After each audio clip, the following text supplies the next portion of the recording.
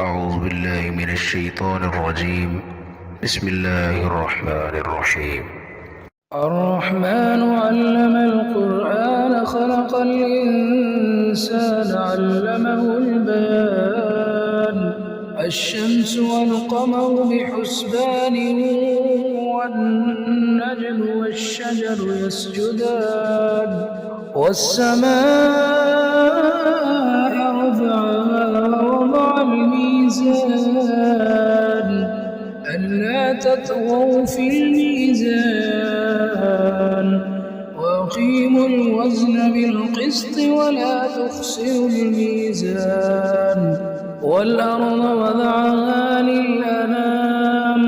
فيها فاكهة والنخل ذات الأكمام والحب ذو العصف والريحان فبأي آلاء ربكما تكذبان خلق الإنسان من صلصال كالفخار وخلق الجان من مارج من نار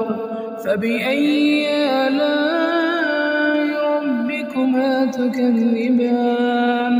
رب المشرقين ورب المغربين فبأي آلاء ربكما تكذبان مرج البحرين يلتقيان بينهما برزخ لا يبغيان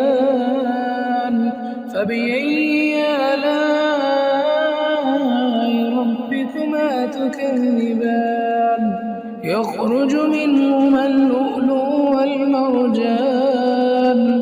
فبأي آلاء ربكما تكذبان وله الجوار المنشآت في البحر كالأعلام فبأي آلاء ربكما تكذبان كل من عليها فان ويبقى وجه ربك ذو الجلال والإكرام فبأي آلاء ربكما تكذبان يسأله من في السماوات والأرض كل يوم هو في شأن فبأي آلاء ربكما تكذبان سنفرغ لكم أيها الثقلان فبأي آلاء ربكما تكذبان يا معشر الجن والإنس إن استطعتم أن تنفذوا من أقطار السماوات والأرض فانفذوا لا تنفذون إلا بسلطان فبأي آلاء ربكما تكذبان يرسل عليكما شواظ من نار ونحاس فلا تنتصران فبأي آلاء ربكما تكذبان فإذا انشقت السماء فكانت وردة كالدهان فبأي آلاء ربكما تكذبان فيومئذ لا يسأل عن ذنبه إنس ولا جان فبأي آلاء ربكما تكذبان يعرف المجرمون بسيماهم فيؤخذ بالنواصي والأقدام فبأي آلاء ربكما تكذبان هذه جهنم التي يكذب بها المجرمون يطوفون بينها وبين حميم فبأي آلاء ربكما تكذبان ولمن خاف مقام ربه جنتان فبأي آلاء ربكما تكذبان ذواتا أفنان فبأي آلاء ربكما تكذبان فيما عينان تجريان فبأي آلاء ربكما تكذبان فيما من كل فاكهة زوجان فبأي آلاء ربكما تكذبان متكئين على فرش بطائنها من استبرق وجنى الجنتين دان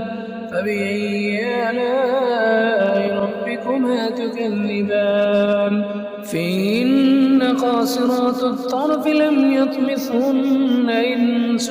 قبلهم ولا جان فبأي آلاء ربكما تكذبان كأنهن الياقوت والمرجان فبأي آلاء ربكما تكذبان هل جزاء الإحسان إلا الإحسان فبأي آلاء ربكما تكذبان ومن دونهما جنتان فبأي آلاء ربكما تكذبان مدهامتان فبأي آلاء ربكما تكذبان فيما عينان نضاختان فبأي آلاء ربكما تكذبان فيهما فاكهة ونخل ورمان فبأي آلاء ربكما تكذبان فيهن خيرات حسان فبأي آلاء ربكما تكذبان حور مقصورات في الخيام فبأي آلاء ربكما تكذبان لم يطمثهن إنس قبلهم ولا جان فبأي آلاء ربكما تكذبان متكئين على رفرف خضر وعبقري حسان